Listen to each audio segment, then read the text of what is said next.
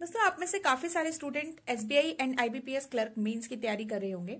आपके मन में ये ख्याल जरूर आ रहा होगा कि अभी हमें एक्यूरेसी पे ज्यादा ध्यान देना चाहिए या फिर स्पीड पे ज्यादा फोकस करना चाहिए। जैसे हमने प्री में स्पीड पे बहुत फोकस किया था, एक्यूरेसी रखी थी, बट स्पीड पे हम बहुत फोकस करते हैं।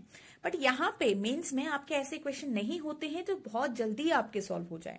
तो इसके लिए मेंस के लिए आपको एक्यूरेसी पे बहुत ज्यादा फोकस करना पड़ता है, बिकॉज जितने अच्छे आप क्वेश्चन सिलेक्ट करोगे एग्जाम के अंदर, उतने ही फास्ट वो आपके हो पाएंगे और उतने ही सही मार्क्स आपके आ पाएंगे।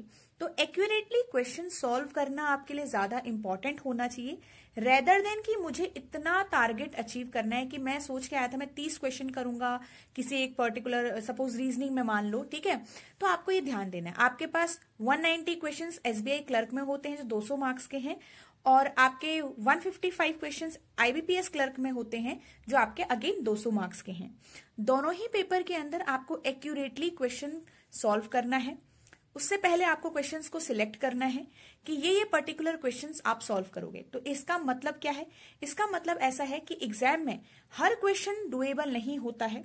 कुछ क्वेश्चन ऐसे जरूर होंगे जो आपको फंसाने के लिए वहां पे होंगे, और कुछ क्वेश्चन ऐसे होंगे जो आपके स्कोरिंग होंगे। तो वही क्वेश्चन आपको सिलेक्ट करने हैं एंड उनसे आपको एक्यूरेटली मार्क्स निकालने हैं। तो जितने ज्यादा एक्यूरेसी से आप क्वेश्चन सॉल्व करोगे, एट द एंड आपके मार्क्स जो हैं वो उतने ही ज्यादा आएंगे। तो एक्यूरेसी लेके आने की ज्यादा कोशिश करो। वो कैसे आएगा? जब आप कोई भी इंपॉर्टेंट पॉइंट, जो इंपॉर्टेंट सपोज डेफिनेशन, मतलब किसी वर्ड का मीनिंग समझ लो, वो आपको पता होना चाहिए। जैसे पजल्स एंड सिटिंग अरेंजमेंट में आपको पता होना चाहिए कि इन वर्ड्स का क्या मीनिंग है, at least, utmost, not more than, इस टाइप के वर्ड्स का क्या मीनिंग है।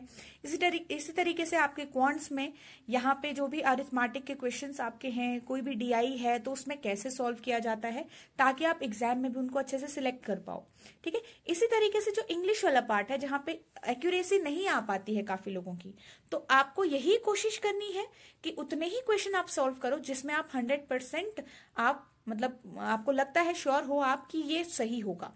गलत क्वेश्चन करने से कोई फायदा नहीं होगा, खाली अटेम्प्ट्स बढ़ाने से कोई फायदा नहीं होगा।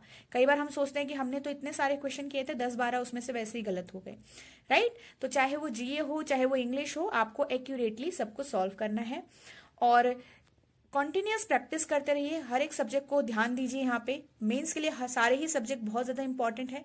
स्कोरिंग सब्जेक्ट्स पे भी बहुत अच्छे से फोकस करिए। जीए एंड इंग्लिश आपको जरूर एक एज जरूर देता है, तो उसको भी अच्छे से फोकस करिएगा, ठीक है। So all the best everyone, and